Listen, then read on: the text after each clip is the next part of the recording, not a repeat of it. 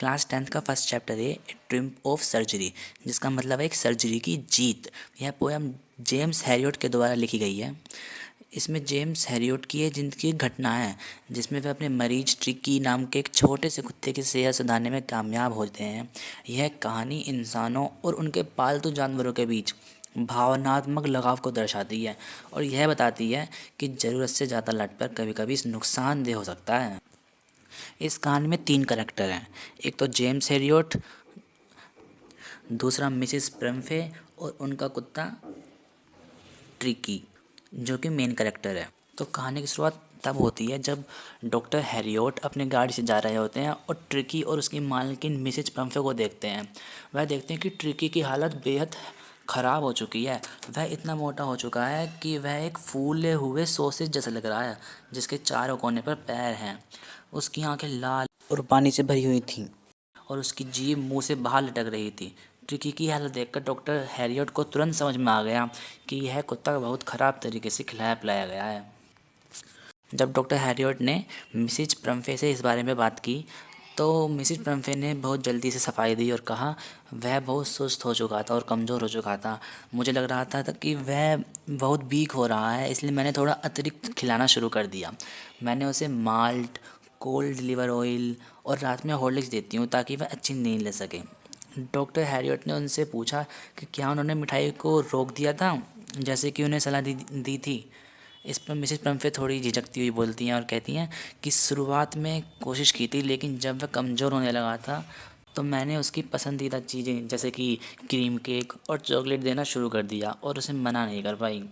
Doctor Harriet को यह सुनकर ट्रिकी की परेशानी की असली वजह समझ में आ गई। उसका असली दोस्त उसका लालच था। वह कभी भी खाना नहीं छोड़ता था। उसकी यह आदत और मिसेज प्रम्फे का ज़रूरत से ज़्यादा लाड प्यार उसकी सेहत ख़राब कर रहा था। कुछ दिनों बाद मिसेज प्रम्फे का फ़ोन आया। उनकी आवाज़ से साफ पता चल रहा था कि वह बहुत परेशान है।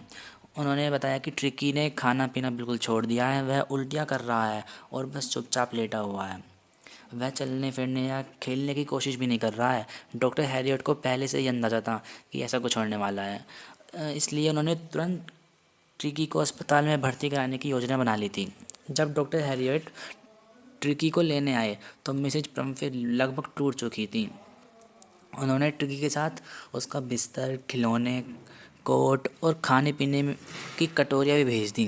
ट्रिकी को देखकर डॉक्टर हैरियट को उसकी हालत पर बहुत दया आई। वह इतना कमज़ोर हो चुका था कि कार में चुपचाप लेटा हुआ था, लेकिन डॉक्टर हैरियट को पता था कि उसे कैसे ठीक करना है।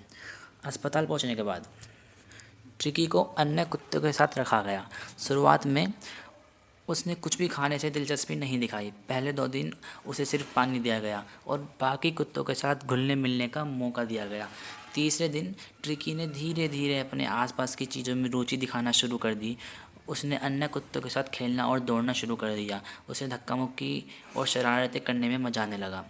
जैसे जैसे दिन बीतते गए ट्रिकी की हालत में सुधार होता गया। उसने ना सिर्फ खाना शुरू किया बल्कि खेलकूद में भी बढ़ चढ़कर हिस्सा लेने लगा।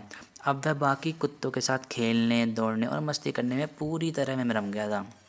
इस दौरान मिसेज प्रम्फे रोजाना कई बार फ़ोन करके ट्रिकी की सेहत के बारे में पूछती।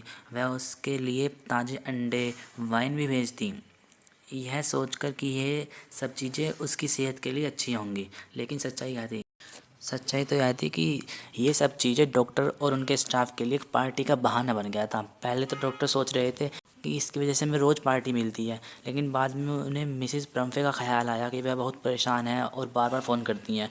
फिर 2 हफ्तों के बाद ट्रिकी बहुत स्वस्थ हो गया, पहले से बहुत ज़्यादा स्वस्थ हो गया। वह पहले जैसे कमज़ोर और सुस्त कुत्ता नहीं रह गया। अब वह एनर्जेटिक और एक्टिव हो गया था।